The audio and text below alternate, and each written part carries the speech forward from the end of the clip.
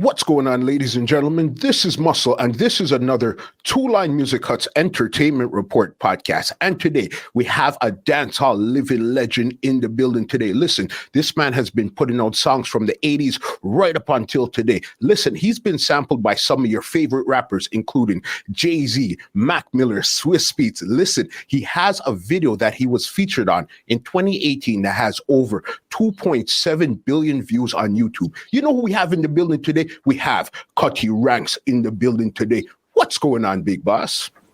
Yeah, man. First and foremost, good morning, to the fans them out there, social media fans, and good morning to you. You understand? Only for respect. I don't remember your name, but I need to get back your name. Muscle. Yeah, all right. Mr. Muscle. Yeah, man. That means you're keeping shape, Good farm. You understand? You understand? Fully up, fully bad. You understand? So just big up the fans, we just send a shout out to them and just, say thanks to the support all through the years and the decades and, my whole career. You understand? From the original fans them to the new fans them and the youth them in the streets. Big up on yourself, straight, You get it. First You and get it. foremost. Because somebody like you has a very, very extensive career. When it came to actually in dances and then recording and everything, you have an extensive career. We're going to try to cover some grounds because we want a real comprehensive conversation that we're going to cover today. All right? Yes. All right. So then let's go from the beginning here. What part of Jamaica did you grow up in, and what actually got you interested in music? Well, I grew up in Kingston, Jamaica. You see me? Many different parts. And also I spent some of my youth days in St. Mary also, where my grandfather were. A place named Bernard, when you go back to Glengarth region. And also I spent part of my time coming up in the music industry also in Clarendon. You understand? Also Mandeville, in Manchester. You understand? That's where my mom set up families from. You understand? That side of Jamaica. And, many different places, even a Westmoreland place like Russia and them places down there. So, you understand? Race Course, Main Street, you see they all over them places, youth days. Because when you're youth and them, we grew up in the streets, so we also have a lot of friends from downtown, West Kingston, Rockfort, them places up on the east side. Kingston. That's where I spend a lot of my time. That's where I were just before I bust with the bomber. Them song there. You understand? So, I've been around by traveling around with sound system back in the days and know everywhere in Jamaica, even in the bushes. You understand? So some of the all about from rubber dub sound system before even them a play like DJ. Song in a dance hall. In those days, I never used to play a DJ song in a dance hall and mostly on the radio or club, etc., etc. Okay. You understand? The mostly sound business in those days, they used to play like singers. The selector them play the singers, and then after the singers done play, them just turn over the flip side of the record to the version or what them call the instrumental now. And we rap, or America I call it, RDG and the rhythm, till from 6 o'clock in the evening. Okay. Till 6 the next morning, You understand? Because I start out like from lifting sound box. So you were lifting sound box and stuff when you first came in. But what I want to know, even before we get to the sound system there, is what actually got you interested in music or even being an artist before we get to the song? What get me interested in music is some talent show what they used to keep. And they used to have the Colgate talent show back in the days on RJR radio station here with a woman named Marie got. And I used to listen to that show a lot. And it interests me. So I used to, you remember them I think them still have them until today because I don't drink like dairy milk anymore. So that's why probably I don't really see a tin of milk, like petty milk or Ness's. Yes. But I remember the days when I used to steal my grandfather Milo. I used to steal the Milo. I mean, was one of the most skillest thief when it come to Milo when we are kids. Yeah. When we were in my kids stage, you say, and true, me know me will get beaten if me steal the Milo from my grandfather. Me just me study the tin, and the tin have the label, but the label make out of paper with them wrap around the tin. Yeah. So the paper them never glue down or paste on too good. So more time you just take off the paper, just ox it from around the side and then pour the Milo tin down at the bottom and show it out from the bottom. And then after we get out all I want, we just glue back. You know? Yeah. just glue back on the paper. So when my grandfather pulled the Milo tin, only half him see inside there, so him start curse the company and I say, oh, them people have been robbing us blind. I didn't blame go to the company that time. I eat out the Milo. Yeah. With the Milo and the milk, you know. There was like a milk can where the milk come into. When them finish, I used to use like sticks and beat bus can and sing. Got you. Or sing when I'm in the bathroom. You see, and I also used to like the Tasties talent show, which is Tasties is one of the biggest party maker in Jamaica from them days. Mm-hmm. And they used to keep a talent show, and I find a way to enter it once. The first time I entered that show, brother, all my hand them was shaking like that. And my knee them was shaking, and when me see the audience in front of me, I was stage fright. And after that day, I never turned back. I learned my lesson right at that time when I go on stage and I have to hold all my hands to keep the mic in front of my mouth. Yeah. As a little kid, you understand? And knees shaking, you understand? And the audience was laughing because it's like comedy. so you know, from that day I learned my lesson. I say I will never let it happen again. And after that, me just by lifting sound box and roll up wire, Gemini sound system and other sound system, we develop the craft. Got you. I start to get my practice in the dance hall after some of the big artists, them finish work, them give me the mic and me just finish up. And, you know, or sometime before them come, I go and warm up the mic till them reach there. Because that's the only way me ever get the mic. What was some of the earlier sounds that you actually started out on? Started out on, I would say in those days you have rhythm like most studio one rhythm.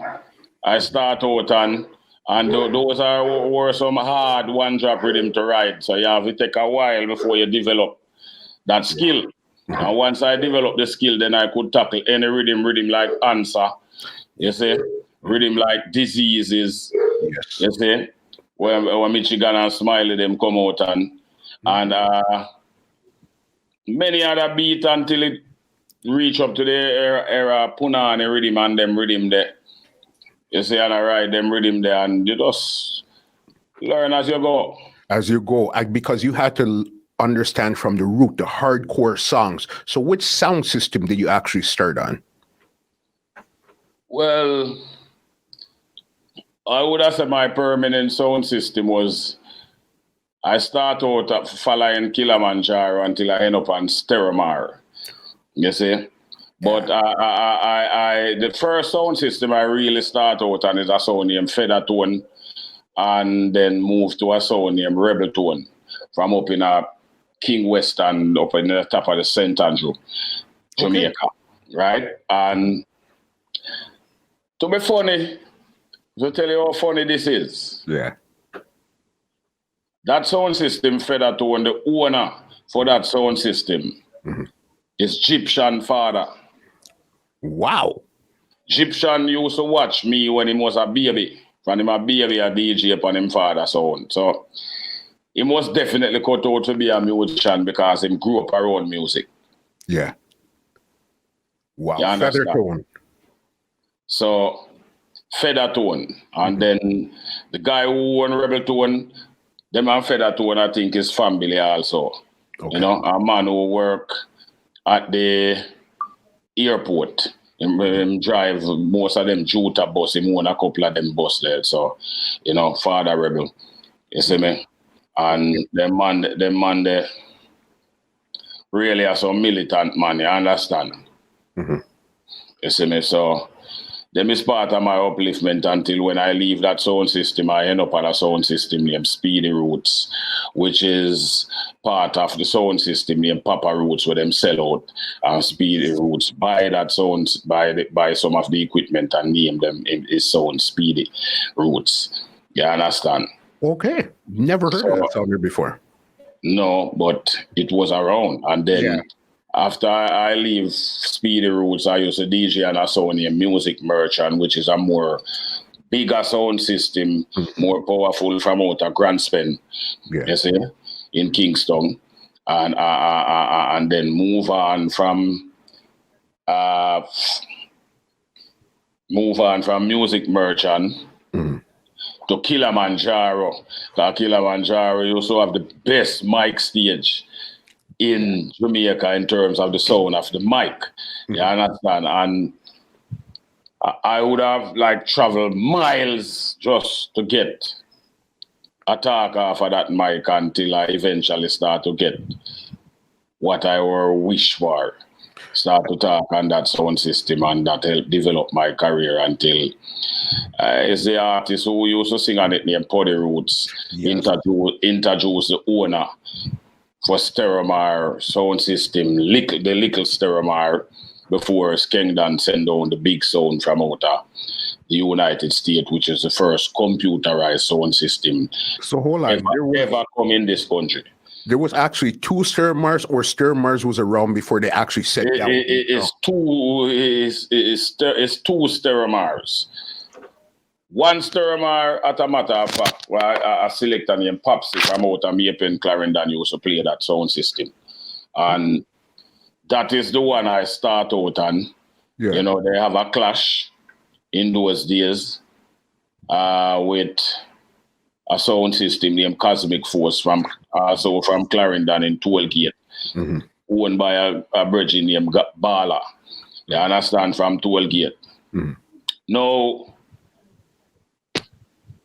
that clash, them time Burro Banton and Super Cat and them, and they have clapped the place, and General Tree and Papa San, and you understand? And my apprentice I come up in the business, and as apprentice, me develop my skill to a certain level where a whole heap of sound me destroy before that.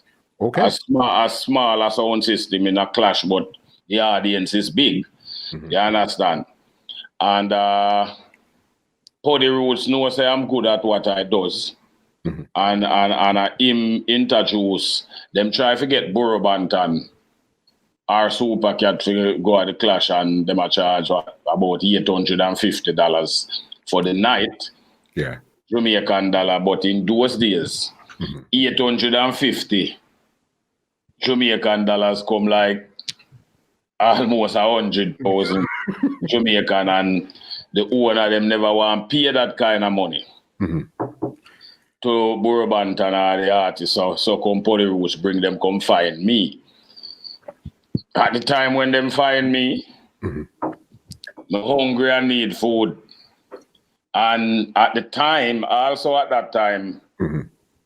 was getting like, if me do get a shot off a sound system and them all give me a money, then I get no more than $20.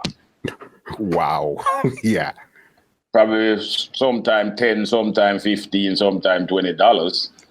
You're charging 20, and these guys are charging $800. Yes. And when me get any money from any sound system in them days, no sound man, no promoter ask me how much me want. They tell me whatever give me. You understand what I say? So I would have said, me just satisfied with what me get at the time. Yeah. And eventually, when Pody Roots bring the guys, them come in at this Chris VW bug, well set up, well like pimped out, and the man them look like the two Indian, and them look like them have money, them clean fingernail, well done. Me never see anything there in my life, but I never know not about money and petty and all them stuff there. So Yeah. when them ask them, say them want me come at this dance and take part in this clash. Where them with General Tree and Papa San is on the other sound. And them only have a guy named Ricky Toffee, you know, and Little Joe and some other singer sound like Leroy Smart, named Junior Smart and so on. Anyway, them ask me how much me want. And when they ask me how much me I charge them, it's like me stutter. Because true, me never been even know what price to tell them. But like some bravery just coming at me and I say, right now, I go on $150, you know. To do this, you know. Yeah. The man them say, yes, fast. Got that cheaper than $850 by far. Yeah. And that is very expensive to me. $150 could have buy a pair of clocks and buy clothes. Probably have alcohol food money left out, right? Yeah. In them days. So them say, yeah. Me not even go to the bathroom. Right. In a scandal bag, we put my clothes in and a pair of shoes and me have and head for Clarendon with them.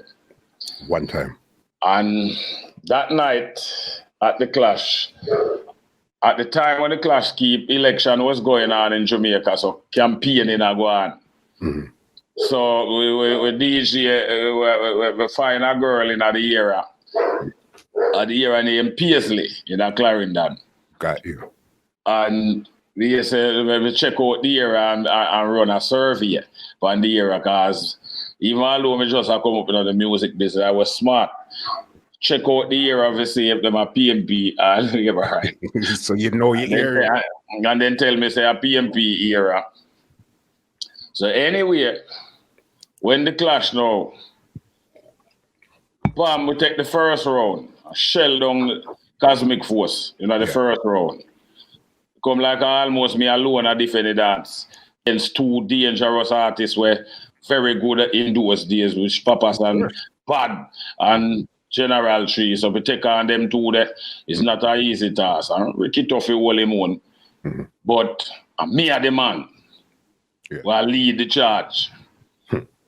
So after we take the first round and them come in, them go on all right in the second round where you call the second round, and then we come back in the third round and go shell down the third round.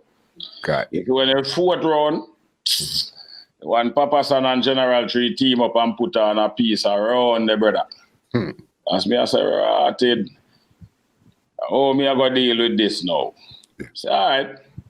We just do some boom and start off the road with certain kind of lyrics and hold me on, and when we reach in the middle of the road, we just turn it into politics. I just start saying, me love me like me PMP, and the whole place of Asian start buzz up in the ear. Yes, we had them say from 1972 come to 1981. Michael Manley Billy Country see I go fuck up him plan. We go carry him go up water like him enough question. I start shell it. And when we see say it at work, and be a legal gun salute, police about shot, license gun but about shot, politician about shot, whole high school room window beat out, and Bala get vexed. I think Bala was on the other side of the political spectrum, and he must say, well, we shouldn't bring politics in the thing. So I said to Bala, I said, I don't know what you're brother.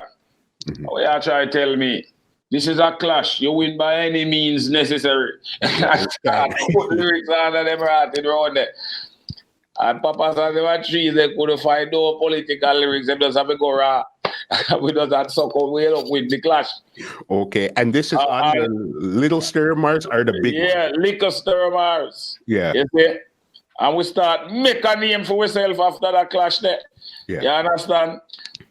And the people in Clarendon also the one of his Stereomar said, I can't go back at all. So me end up leave a Clarendon. Find a girl down there, one girl named Denny. Okay. And find one girl down there in a Mapen there. And all when holiday and them a keep Coney Park. Down a place named Guinea Tree. Coney Park I go on and say everybody out, kids everybody and dance are keeping a shell down the whole of them place and go and build me name. Until them send down the big Stereomar now. When them send down the big Stereomar Skengdon, them send down that because the sauna draw too much heat of foreign. You send it down to Jamaica and eventually when it come down, them send down Nicodemus with it. And then them go find Super Cat and find some Tapman and Borough Bantan and the whole of them DJ they will make them name already and them name a call in the dancehall world. So all of a sudden them act like they want to exclude me. You understand? Where I hold the fort from long time. So it go until me have to start defend the mic and we have to start getting more aggressive. Yeah. And eventually me have to start develop my skill even more better than that because me notice so my man, them big DJ, them not give me no mic. So me no bother say nothing to them. When me do get the mic, me just create an impact. I'm go and create an impact till one night them keep a dance in our place. I think a Browns Hall. When you go whole and turn up in a place named Browns Hall. Got you. And them keep a dance in a schoolroom and True Cat them, Super Cat them and Burr them a big DJ and Nicodemus them a come a dance all 11:30, 12 o'clock. We start from 7 o'clock. The other youth named Junior Frost and Ricky Tuffy and who. By the we plan it out and say we're gonna ram the dance by 9. Yeah. By 9:30 that ram. So we start shell down the place before them come there. So you see when them come there, we are ready at.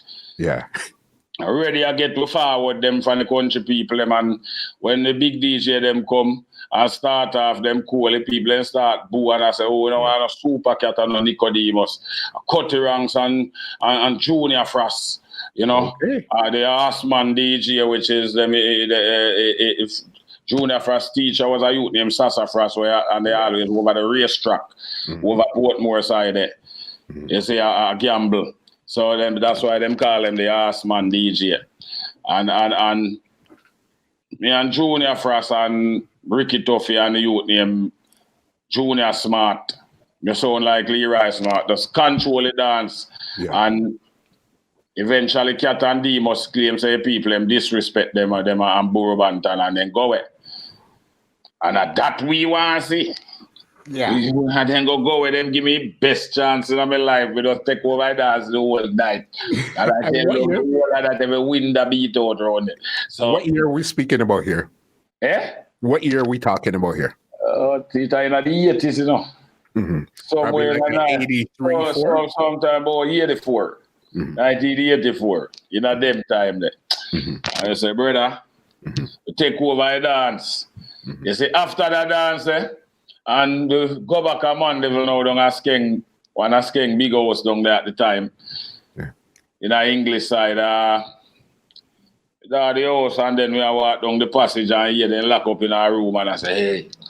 And I discuss and I say, one, Cutty Ranks, I get bad, Boy, I get bad, we need to start give him some more mic, and them a plan, them will give me some more mic, I dance. Yeah. Me no bother go in that room. We just hear and pretend like me not hear. After that, them start give me more mic, more and start acknowledge I and I as significant as I pass the mic, give me more time. Even more than the rest of them. And him and D must give me the most mic.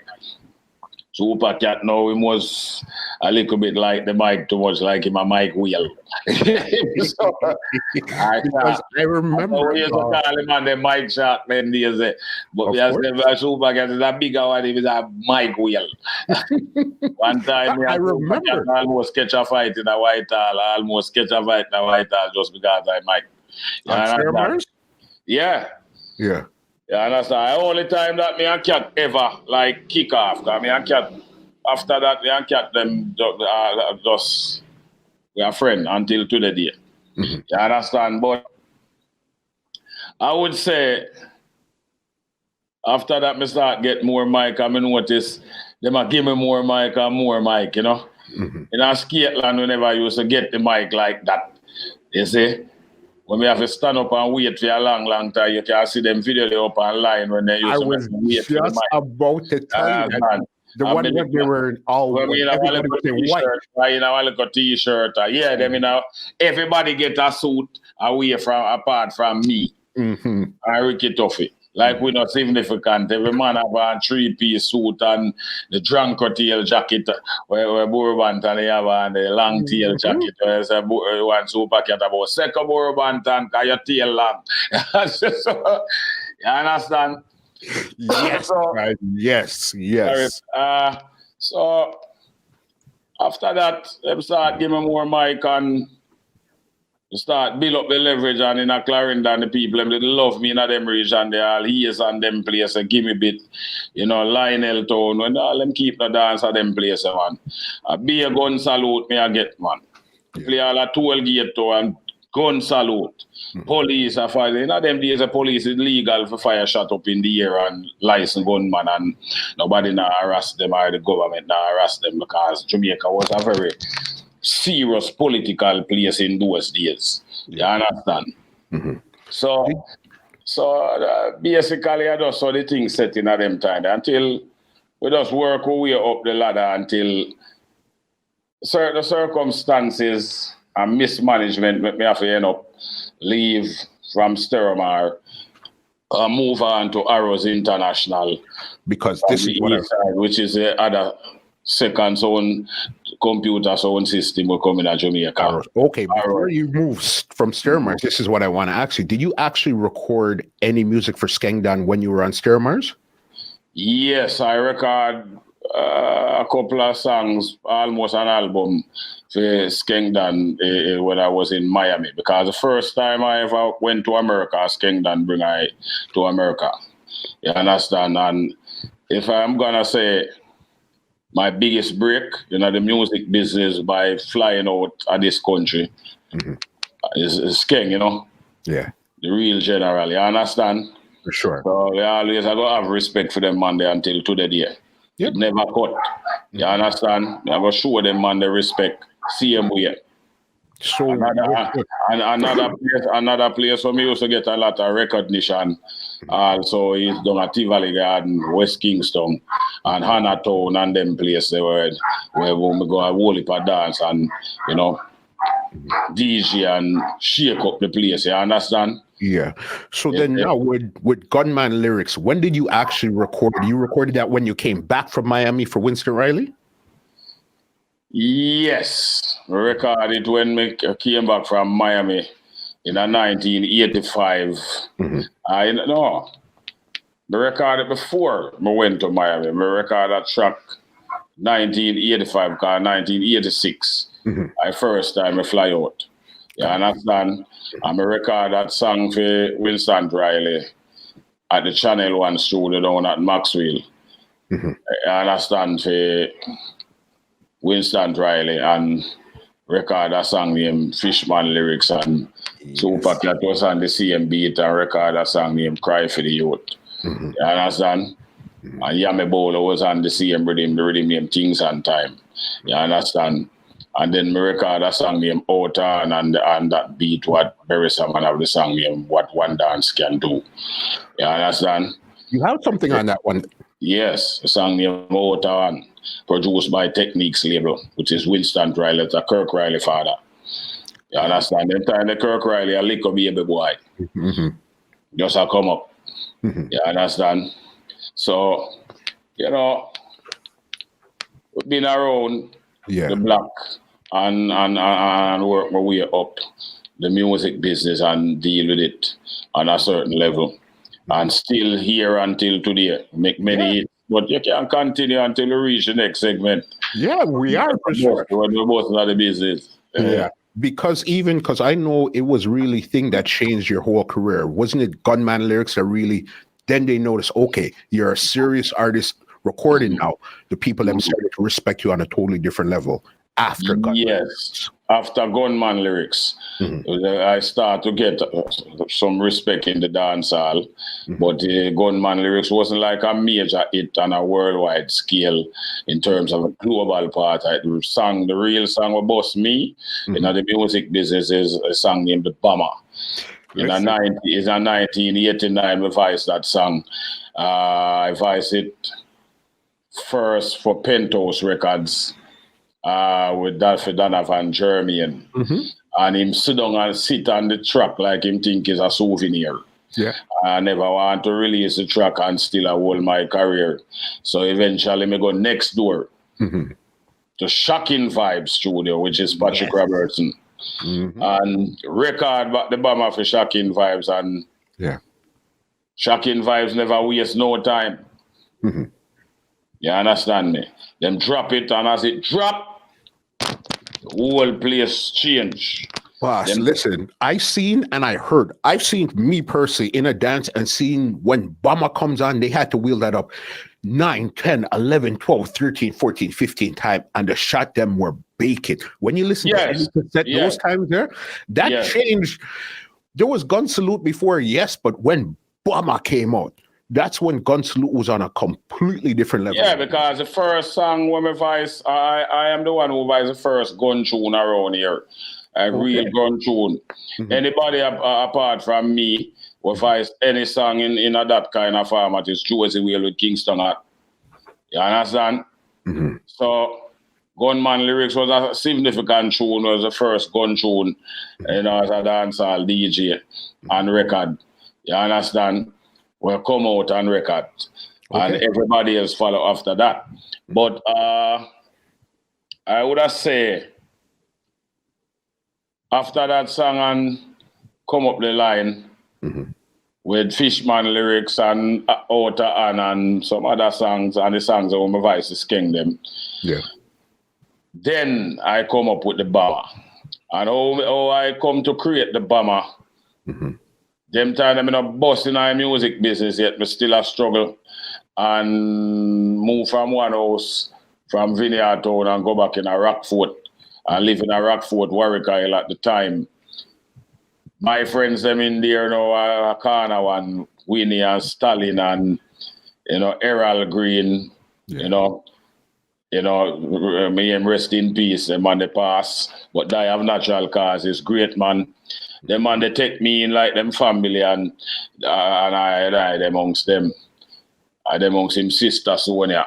And then they pan film corner every day. So one day the man them mouth me and I say, after General Tree do a song named Iron Balloon.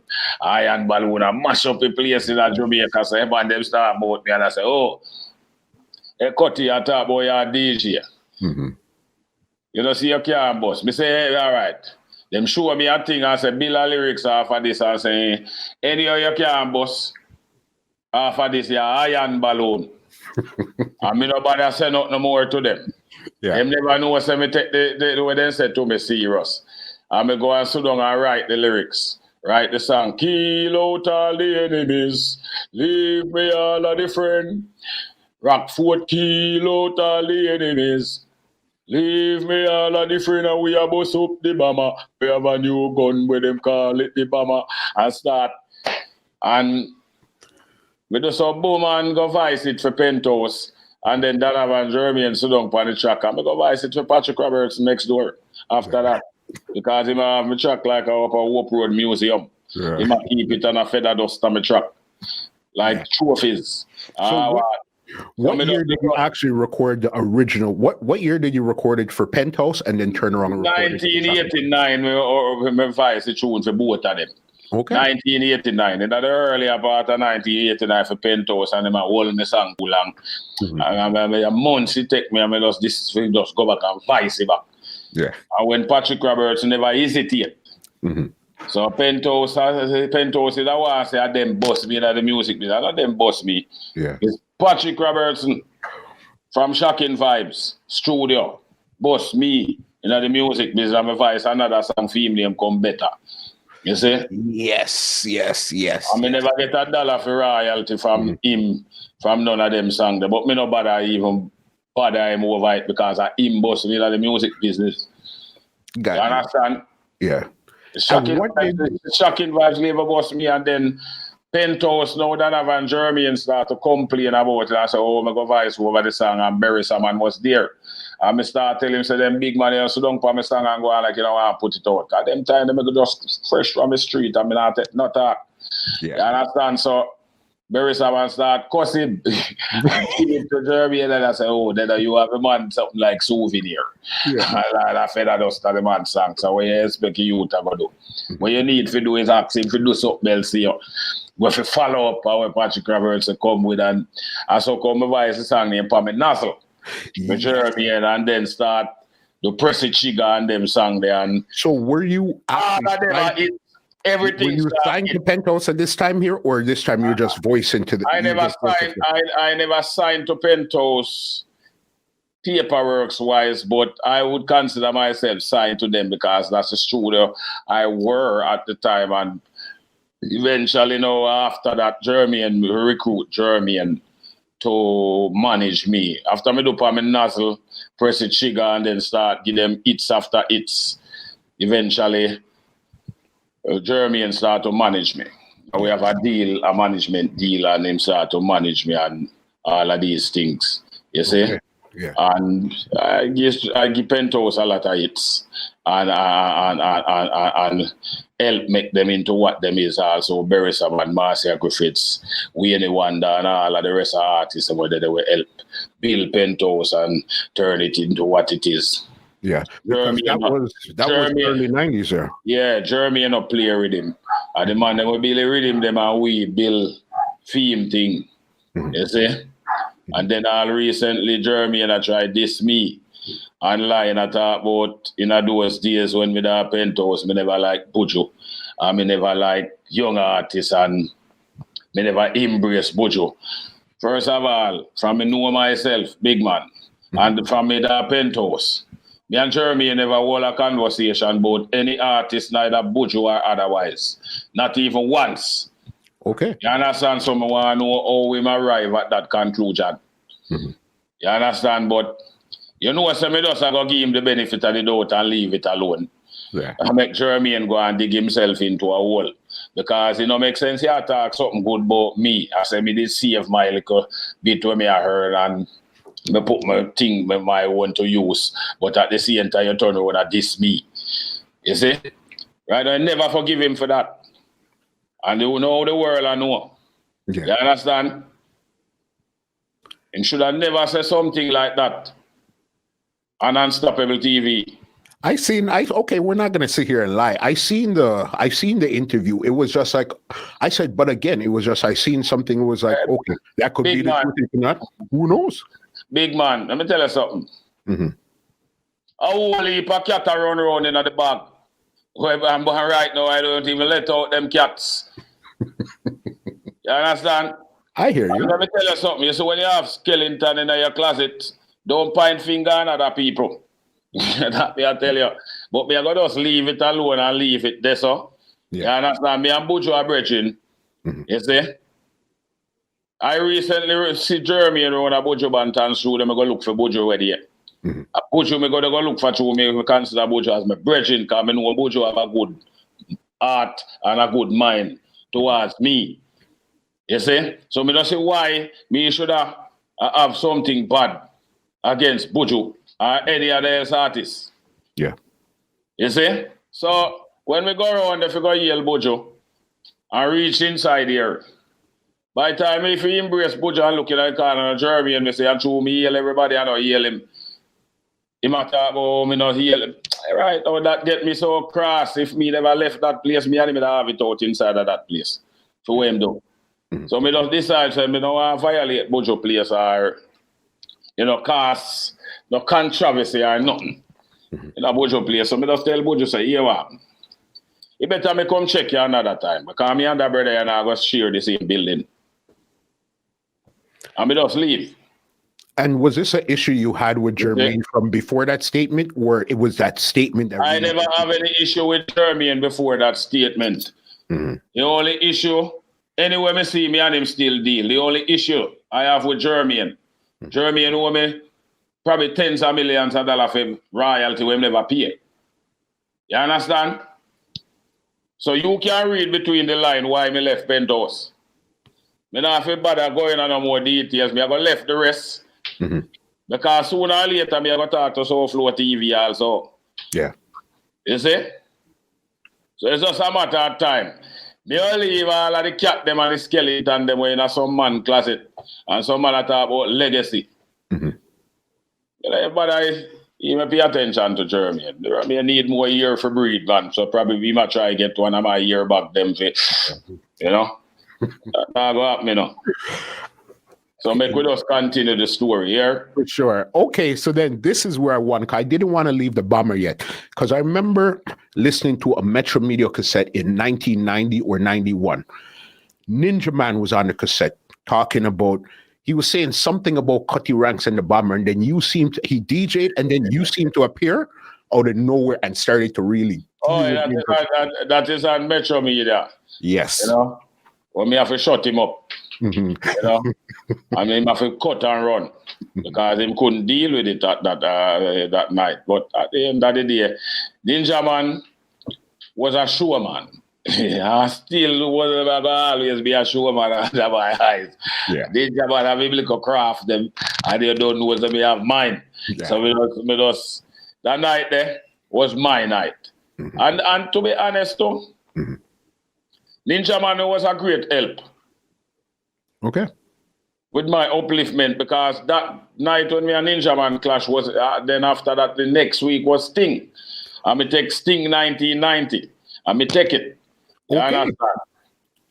You see? Yeah. And you don't know Ninja Man was the man for Sting. For sure. But me and him never did clash, but I me take 1990. Okay, You because see? Bomber was so hot. Yes. You understand? And all the rest of song, them like Pressy Chigan, them song, they will come with it. And me texting. And so Ninja Man help with my upliftment, because after that is everything when me touch is just turned into gold. Yeah. You understand? Mm-hmm. And just keep making hits after hits, hits after hits, and still I make it until today. Yeah. You understand? Yeah, for sure. Want to go through some more of the catalog here. Another one where this was one of the first times I actually heard another artist call up other artists directly on a record was Who Sent Me Done. All right. That was when you called up Bourgeois, Admiral Bailey, Grindsman, Ninja Man, Kilpton, and Cabra. How did you come to that record there? Well, that record, so yeah, good story. When this Tiger just come out to the song, you didn't know. How you take man fap and I read him there. Mm-hmm. Was shocking vibes with him. And I voice that song, wait the man for shocking vibes. And when me leave the studio, one of my friends in the year, the whole of man, them a laugh after me tune. I say, "What Cutty I go with that, right? I look like Cutty thing I take a nose dive." And the man come tell me, and me did have a show down at Watch and go do the show down there and book up run into where him name there, book up Courtney Cole or One Roof International label. Yes. And One Roof International Club. Mm-hmm. And Courtney Cole end up give me an extra money if you do a show up at the club. Mm-hmm. And then Courtney Cole I say, "I'm already man, he want me upon it. He may not like me if you come over to Roof and come be on the Roof label." I mean, I tell you, so I can advise one or two singles for you, but me is a Penthouse artist. You're not leaving Penthouse because it's not good for left the roots, you know? The root of the team, because Penthouse is still part of the root in spite of all the Penthouse boss are do. You understand? But at the end of the day, I eventually, because of what the man them in a Patrick Robertson in a Shocking Vibes studio was doing, I'm not going to say Patrick Robertson have anything to do with it. He's the engineer and some little man in there. And probably, you know, jealousy and bad mind, I don't know. Okay. If I that cause it and them a laugh after me tune. So me just go back and record the song for Roof. And then when we did voice it for Shocking Vibe, we never put the 6 million ways to die in it. So we just add the 6 million ways to die to it. Choose one. Mm-hmm. You understand? Mm-hmm. So that just make it even more perfect and put more energy in it too. Shell with the place with it. And to be honest with you, honestly, after my voice the song, I never, to be honest, I never think this song going to be any major hit. Okay. To be honest with you, I never think the song was going to be like a major hit. You see me? Yeah. So, let us say, you know what? I never believe in the song like that. Yeah. You hear me? Yeah, man. Yeah. We never believe in the song like that to say it's going to be a major hit. So, yes, when the song, what Barry O'Reilly do, we like take the murder she wrote rhythm and combine it with the wonderful world, beautiful people rhythm from Jimmy Cliff. Yeah. It's like Barry O'Reilly becomes a genius. Sly is the one who create the Bam Bam rhythm and possibly the other one too. Mm-hmm. But it's like him, with Barry O'Reilly take it now and, merge the two beat together. It's the first I ever see that. I'm the first one probably ever come out on a two rhythm. One rhythm merge into another rhythm in Jamaica, which is the Wait the Man. The Who Say Me Done. That are the title. Wait the Man and Who that are come with the 6 million ways to die sample. Mm-hmm. And what Barry O'Reilly do when he drop his song, 8 weeks that's been a number one in England. And Jamaica was a number one song too. To be honest. Everywhere it hit up, just number one position. Yeah. You see? That is before me come up with the other song, Limb by Limb, but we don't reach this yet. Yeah. Right? Okay. Because I wanted to know what made you actually put everybody's name in it, Buju, Admiral Bailey, Grindsman, everything. Yes, all right. That part now we're going to answer now. Mm-hmm. Look, in those days, Buju, not even like Grindsman. Grindsman is just have a name within the dancehall circle, but he never have many records. Mm-hmm. You understand? So he never have really that significant, but it's a youth where me and Grindsman was bridging, cool like that. And first of all, Buju was a very significant artist. Mm-hmm. And all of the other artists, them name what we call Ninja Man, Capotan, Admiral Ninja Bailey, Man. Ninja Man and all of the people them name we call in that song was significant. And let me tell you something about me, Pre. Mm-hmm. If I don't consider you significant, I not call your name and put your name in that my song. And that only ever make you more famous. Yeah. You understand? Yeah. So I must rate you why me do it. Got you. See? You start the thing and it's a way for create that, controversy there and you can make more money that way there. Mm-hmm. Just like what Bounty Killer and Beenie Man them used to do clash with them one another. And now they turn friend. Yeah. Same thing. Cartel and Movado. It's the same thing. Mm-hmm. You understand? So that was the reason why we put Buju in there, and because Buju is a very significant artist. So me have to tell him to come off of the right. You understand? Yeah. You see? Yeah. Admiral Bailey was a artist when me and him did have a beef before that. After a while we outgrew it. But in those days we did have a beef. Now we don't know details. Yeah. From my incident in England. So we just have to just knock him in the face with that one day. You understand? Yeah. You see? So it's more for more than one reason. Mm-hmm. You see, but at the same time, him still have to give me respect based upon I put him name in my tune because it make him even more significant. Mm-hmm. Because me look upon the thing from both angles, If you're not significant, why me should I call your name? Right? If you move to Killer right and try call Killer name and you're not significant, he not answer you. No. Makes no sense. And then I guess right after that was the follow-up, Limb by Limb. Yeah, so Limb by Limb now is a song that comes naturally. It's just to show my dominance in the music business. I mean, I try to tell somebody, come and say, if you're ramp with me, cut you down limb by limb. Lyrically, spiritually, and physically, if you want to bring it away, it don't really matter to me at the time. I tell you straight. Mm-hmm. I come from the street. And from me, I grew up, most people will know me. Know say me not take press. From no one, the reason why you want name.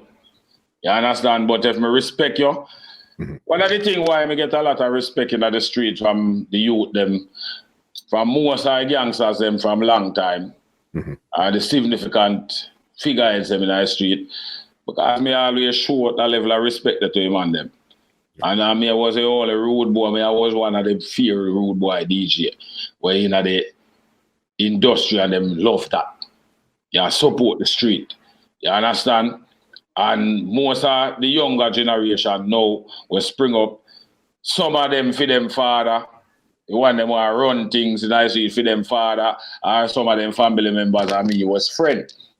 And we used to run together. So them grew up now, and then when we see them and then see me and know me, you feed them here and there. And you can help, you help. I me never help. I me never give no man nothing and I go around go talk about it like me I look fame off it. Just do what me have to do and keep moving. And some man I look photo ups. When I look photo ups, I mean I do hype. You understand? Yeah. No, we've never. Right now, me have 2.7 billion views. Yeah. In the industry, and nobody knows see me at hype.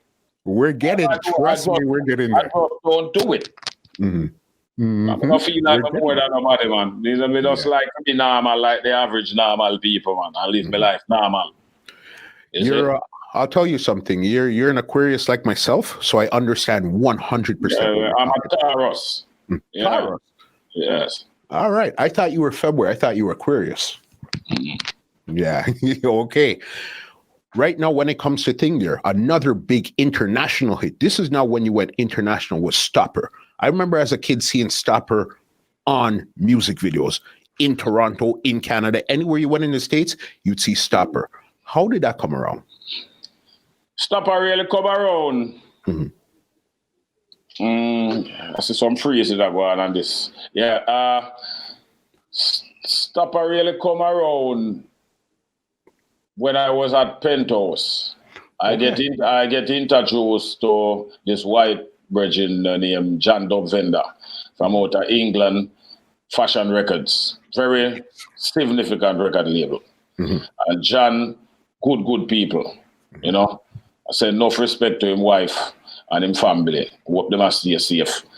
And also, before me go into the details, also because Barry O'Reilly play a significant role in weight them and more I said no condolence to him family because they at the pass Barry O'Reilly just passed away with it. Okay. They say them claims are COVID-19, so them say. Yeah. You know. And Toots, you know, I said a shout out to Toots. Also the man the great pioneer in the music business and all the rest of entertainer them were pass, you know. Like Pat Anthony. Yes. I hear arguments saying past though. They say that whole thing go on in the COVID-19 era, so I have to send the shout out because I don't want to forget about it because I didn't have it in mind. You understand? That said, with that said and done, you know, you see me? And even the youth named Dean McKelly, you know, is a great loss. Also, as a youth, where they deal with the publishing side of the music business, I involved in that section, you know. Very important. Yes, it's very important. Send some shout out to him family, and it was one of them things, the virgin, where you don't gotta watch everything I play out, you know. You see me? But let's get back into what we are talking about now. With Stopper. When I was at Penthouse, I get introduced to John Dub Venda from Fashion Records and Herbie. I heard that it's Herbie and Sly done by Peel that beat, that hip hop punani. You understand? And when I hear the beat, I did like it. And how I come up with that lyrics, I write the lyrics from nursery rhyme. Yeah. When I used to just start go school back in the days when they have the nursery, I said, beats of paper, lying on the ground. Yeah. Make the place untidy, pick them up. When the teacher them used to, you know, put them thing there to us. And I think that was a nursery rhyme in order for to make you know about cleanliness, make sure keep the place clean. And that's done. If bits of paper up on the ground, you need to pick them up and keep the place clean. So I eventually create the style from the part of the melody from that. Or it's a dibby dibby DJ, dibby dibby DJ, know me a dead, them know me a dead. No for them a worry, no for them a worry. Some of them afraid, me have the stopper. You understand? So basically, you can hear the similarity between bits of paper and that song. So I come up with a song and then record it with John Dub Vendor. And that was another major hit. Sell gold, as a matter of fact. In those days, you have to sell at least 500,000 copies of record in order to get gold. Yes. You see me? And John Dub Vendor is a great man. And we always have to give him respect. You understand? Because the man they help my career to reach to one of the higher heights, You